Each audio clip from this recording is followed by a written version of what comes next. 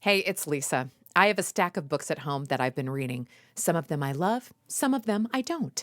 Life is too short to read the wrong book. Am I right? That's why I'm so excited to share a new podcast from The Lisa Show and BYU Radio with you. It's called Proofread, and it's hosted by my good friends Casey and Tyler. They're English professors, avid readers, and busy parents. They know your time matters. That's why each Proofread episode will give you everything you need to decide whether a book is a must-read or a hard pass for you in just 15 minutes. You'll get thoughtful content, a quick summary, honest opinions, and clear content warnings with a lot of humor. These aren't sponsored reviews, just real readers giving real takes to help you find the right book for you right now. And because I love my Lisa Show listeners, here is a little sneak peek that you can only listen to here.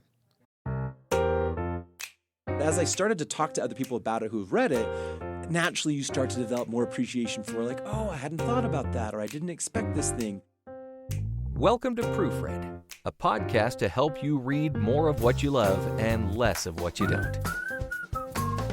Welcome to Proofread Classic Edition for today. We're doing an oldie, and we'll decide whether it's a goodie, right? We will decide. Yeah, not all classics are the same. My name is Casey. I'm your reading friend. I'm here with Tyler, my reading friend. Hello, I'm Tyler. I am ready to read with you. No, actually, we don't read on this podcast, as you know, if you've heard it before. We've read them. We've read them. We're here to talk to you about whether you should read them. Just a couple of professors who are helping you find the right reads because right. life is too short for the wrong books. Too short. So one thing to be thinking about is like how you find books, right? And I know if you're like us, you hear recommendations from friends or from, prize-winning lists, or occasionally what will happen is someone will make a movie or an episode or a, what do we call those series? A TV series. And for this one, 100 Years of Solitude was recently made into a TV series. Yeah. And so it kind of put on the radar this, this classic work of literature. So the text for today is 100 Years of Solitude. It's by Gabriel Garcia Marquez. This book was written in 1967, right? Right. Marquez is a Colombian writer. Marquez eventually went on to win the Nobel Prize in Literature for his novels and short stories, this one being his most famous, what people would call his most important work. It's kind of the classic of Latin American literature. One thing about this book that you're like, I'm not sure if I've heard of it or if you haven't, you might have heard this very famous opening line. Many years later, as he faced the firing squad, Colonel Arellano Buendia was to remember that distant afternoon when his father took him to discover ice.